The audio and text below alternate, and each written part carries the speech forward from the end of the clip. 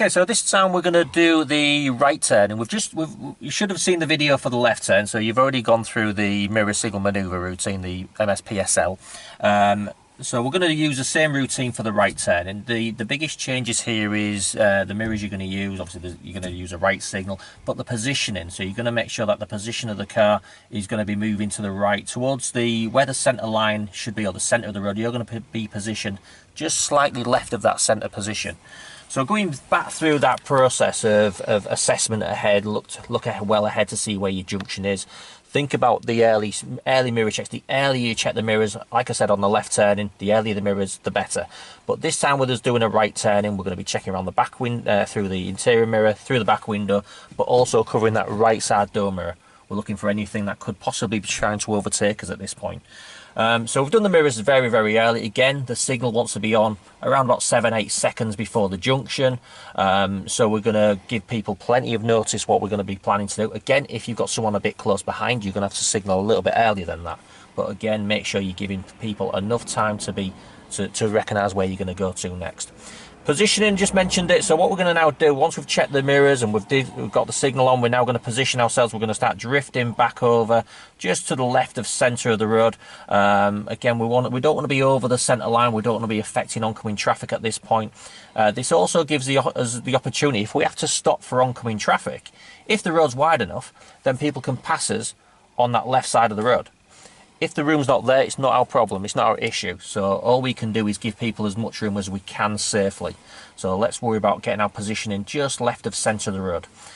Now we've got our positioning correct, we can now think about our slowing down. So like we did on the left turning, again, early braking, gradual braking, bring that speed limit down. Assessment on that corner, again, we're looking at getting around that corner. Same again, if it's clear, we want to be doing around about 10, 12 miles an hour to get around that corner. Okay, so we're now going to bring that speed down, step it down slowly. As long as we can, if we can see it's going to be clear ahead of us, we're going to bring it back down to second gear. So like before, we're going to go clutch down, second gear, around about 20, maybe just under 20 mile an hour. So second gear in, and then ease off that clutch again slowly. As we're getting closer to the junction, again, what we're now looking for is our junction itself. So looking into that side road and picking up on that centre line. What we're looking for this centre line now, we're going to let the centre line come across the side of the car. And on this car, I'm going to get to the point where it's just going to be just above the wing mirror. And then I'm going to start turning. So again, if I start turning at that point, that's going to bring me around, gently around into that left side lane. Again, it depends on what car you're driving. You might let that centre line come underneath the wing mirror, or again, with your seating position as well, you might have to just make an alteration on what you can see. But from me, I'm going to see the centre line just above the wing mirror when I come to start turning. At that point there, like I said, I'm going to come into that centre road, that's that junction on the right, and then we're going to continue. The other thing I just want to mention there is if we do have oncoming traffic, what I've got to now think about doing now is stopping to give them priority. Yes, I'll talk a bit about obviously the distance that they're coming up to, but let's just worry about stopping at this stage. So where the centre line, again, it's going to be just above the wing mirror. So what we're going to do there is we're going to bring the car to a stop, and that's going to bring us to the point where we're just going to be just before that centre line. That gives us the opportunity now to, when we move off in first gear, that we can move slowly and then turn in and come into that junction. What we want to avoid doing is swinging out too far forward and then bringing the car around, so then we're ending up coming round and then back from the curb. So we should be able to come across and then into that right side turning, and keeping reasonably close to the centre line that we're coming into. Again, going back to the oncoming traffic, the simplest way of thinking about that oncoming traffic, as we're coming up to our turn point, being a pedestrian for years and years, you can like assessment of, would I have time to walk across the road? That's the simplest way of assessing it. So if you were stood here and you was going to walk across the road, would I have time to walk across safely? If your answer is yes, then we should be able to keep moving and turn into the junction. If your answer is no, simple, we're going to bring the car to a stop. Okay, so I'm going to come up to the next road on the right. So again, I'm checking my interior mirror, I'm checking my right side door mirror, which is looking clear at the moment, so I'm going to indicate right in good time.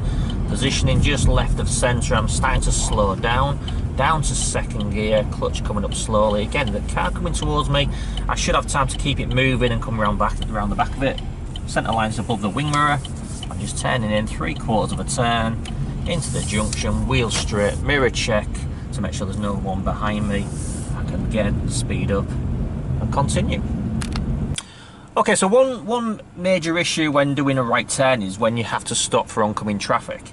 So again, you're looking at the car coming in front of you, you're thinking I'm coming up to my turn point, I haven't got time to walk across the road at this point, so I better stop. What tends to happen is that you tend to focus on the oncoming traffic too much, so then you keep moving and try and get to the point where you're going to keep moving and go around the back of the car as that's passing. By that point, you've missed your turn. So as you hopefully can see now, the junction to my right now, I've stopped. So I'm well before the centre line. I can see the centre line of the junction. It's coming to the point where, again, it's at the top of my wing mirror. So if this was me turning right at the moment, I'd be stopping in this, roughly in this position. Okay, at the moment I'm parked at the curb. I would obviously be positioned more to the centre of the road. So just left of centre, and as you can see, before that centre line. Any further forward, and what I'm now going to do, I'm just going to come a little bit further forward. So if I was now stopping in this position, I'd now, as I'm turning in, I'm well away from the centre line. I'm now going to end up getting way too close to that curb on that left side as I come around. And if that junction was a lot narrower, I would have the danger now of possibly missing the corner completely, the junction completely. So it's so important to be thinking about your stop point. So as you're coming up to it, making sure that you're stopping the car before that centre line. So again, that position there would be perfect. I'd rather stop a little bit earlier than too far, but ideally you're looking at getting in the right position. And the other position, obviously from here, if someone's coming from that side road, they're now blocked in, so they can't move. Now that's, again, it's not our issue to let them out, it's up to them to wait because they're at a give way position, so they're not going to move. You're in the right position to turn into that junction, so as we start to move, once it's clear, I can move and then turn.